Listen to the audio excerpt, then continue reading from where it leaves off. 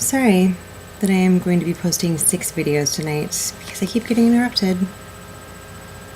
Anyway, Erica, back to your bird and my dog being related. My dog does shit like that that's really funny. I think your bird is hilarious already from the video that you posted and then from this story. I think that is really freaking funny. My dog likes to go upstairs into my room and shut the door so that she is locked in my room. And then she likes to scratch at the door like, help, oh no, I'm stuck in Lindsay's room. You have to come get me. Because she thinks it's fun. I don't understand in her mind how that's fun. I guess it's fun because it gets me to pay attention to her, which she could just come and stand in front of me and demand my attention like she does sometimes. But this is just a more covert way for her to get attention, and I find it funny.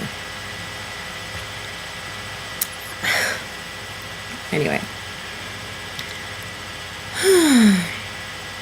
So, what are you, Erica, what foot surgery are you speaking of? What is this for? And why did you decide at 2 in the morning that you were going to get it? Is it an elective foot surgery? And were you drinking alcohol? And is that why you texted your ex-boyfriend? And if you were not, were you just really tired?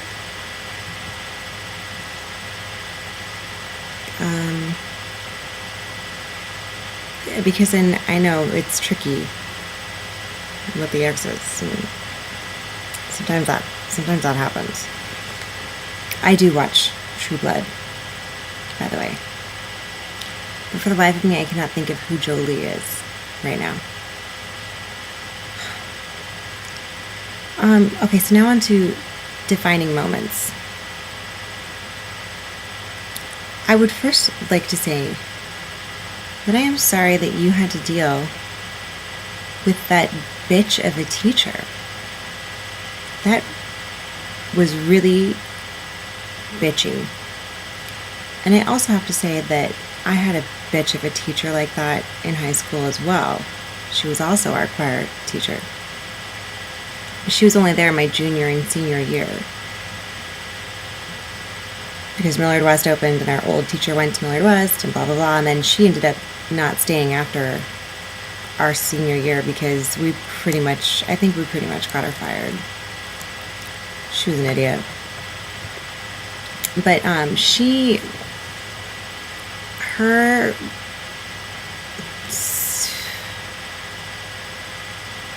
idiocy and bitch factor are what made me think that I wanted to be a teacher, because I was like, I cannot believe that teachers like her exist, and I want to be a teacher so that I can be the opposite of what she was. But then after a year of music education, I was like, I don't think I want to teach this. But she did similar things to me. She had a problem that she would basically tell us all the time, that she was jealous of her older sister because her older sister was a better singer and was prettier and was blah blah blah, all this and whatever. And it was like she was definitely living vicariously through her students and trying to exact revenge on her older sister through us as well, even though her older sister wasn't there. But she just really took a shining to this girl who Nick knows, actually. Amy. It's Derek's ex-girlfriend. She just thought that Amy, basically, she saw herself in Amy. And she wanted to lift Amy up and put her in the spotlight like she had never been put in the spotlight before. Like our teacher hadn't been. So she was thinking of herself as Amy and, oh, I'm going to thrust this girl in the spotlight because I never got that opportunity. So she ended up giving this girl the lead in our senior musical, which was Oklahoma. And Amy was an alto, and she couldn't sing the part. It's for a soprano.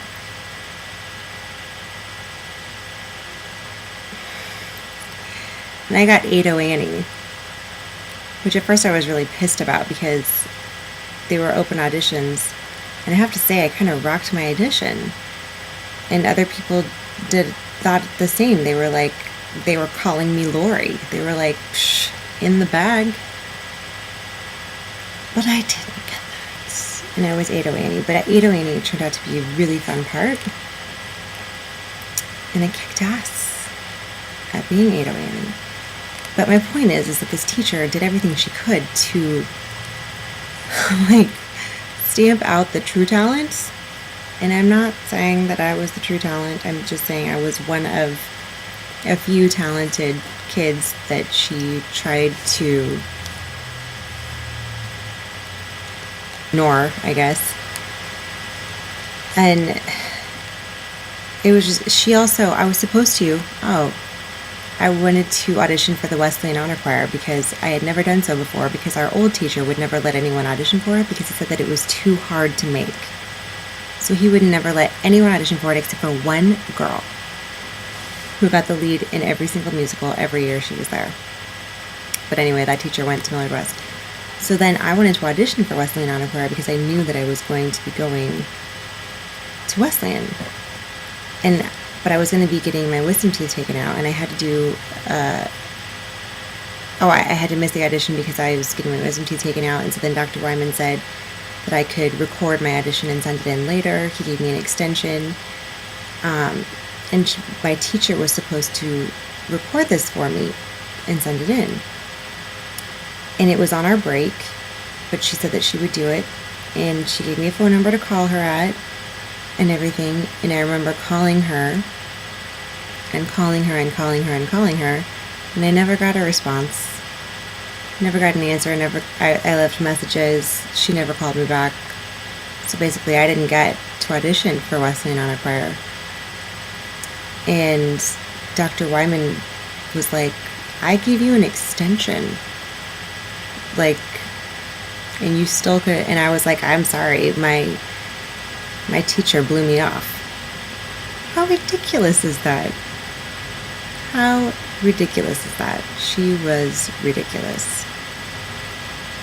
Absolutely ridiculous. She was the most immature. Oh my God, I can't believe that teachers like that exist. It's what just like concerns me about ever having children and sending them to school. They're just, I swear, so many people that are teachers, and I'm not saying all of them, I'm just saying there are a lot of them that are stupid and just shouldn't be a teacher. They're in it for the wrong reasons, that's for sure. But anyway, the whole realizing your life goals and all of that, I enjoyed your stories, Erica. And you're right, I want to say that I've always wanted to perform in some way,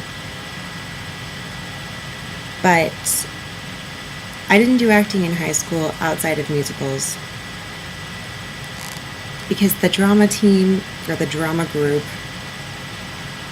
you know, they were already kind of defined and it was hard to break into, and I was already in music, and there were some crossovers between music and drama,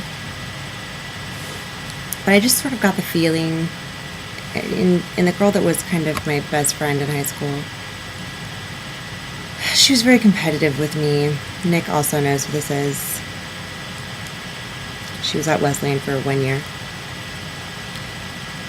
And I just kind of felt like I should just stay in music because I already did dance in music, and I just felt like if I tried to do drama, it would not be accepted. I would not be accepted by that group of people. And I did join forensics for about a week, and then I dropped it because I just didn't, it wasn't really forensics that I wanted to do. Anyway, this video is long. Sorry. Yeah, so, and then in college, I didn't do drama because I was focusing on music. Because at first I thought I wanted to be a teacher, and then I didn't, and then I just thought, well, I'll just be the next Britney Spears. Problem solved. And there was no way to do drama and music at the same time unless I would have been there for another year. I mean, I guess Angie would probably disagree with me because I know that she did drama in college, but did you stay more than 4 years, Angie? I can't remember. I just know that I was just trying to get in and out of there in 4 years. And also, I wouldn't have been accepted in drama at Wesleyan because my freshman year roommate hated me, and she was in drama. Hated me to the core. I mean, it was almost a ridiculous hatred where, like, my junior and senior year, people were still coming up to me saying, were you roommates with so-and-so your freshman year? And I would be like, yeah. And they'd be like, man, she hates you. And I would be like, God, she really needs to get over that shit. Because the only reason she hates me is because I made friends through the choirs, or the choir that I was in our freshman year, and through my sorority that I joined. And she expected that every friend that I made would automatically just be her friend too, which isn't really how it works. And she didn't want me to ever spend time with anyone else without her. She would, like, literally hunt me down. I would, like, hide in people's rooms and she would hunt me down. I just needed to get away sometimes. I mean, we lived with each other. I didn't need to be with her 24/7. It was weird. But anyway, this is a long video and I don't care.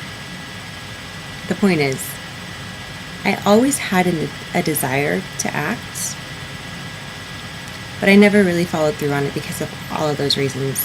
And I guess I just probably didn't have the confidence in myself in that area either. And then after college, I ended up getting work visas to work and travel in England and Australia. And that just changed the course of my life because I got the travel bug. And so I did that for a couple of years. And then I was just infatuated with languages, which I always have been, but even more so after experiencing them in other countries. And then I thought I wanted to go back to grad school and study linguistics or Spanish or something. And then I started dating a guy in Omaha and stayed here for about almost 3 years that we were together. We were living together. And then we broke up, and it was not a good relationship anyway. It wasn't like it was bad, but it was just we were completely wrong for each other in every way possible, and I could not see that or admit it to myself, and I didn't have the foresight to be able to say, this isn't, it was a learning experience. I've been a late bloomer in everything in life, pretty much. It was my first serious relationship at like the age of 25. I had never had a serious relationship before that. So, it's just taking me a lot longer to learn certain lessons than it has for other people because I've just been a late bloomer in every aspect of life. So, I stayed here for him and whatever, and then we broke up and I was devastated and I didn't even know who I was. I lost myself in the relationship. I had no idea what I wanted to do anymore. I tried to look into grad school again, but then my heart just wasn't in it. And so I knew that that's not what I really wanted to do.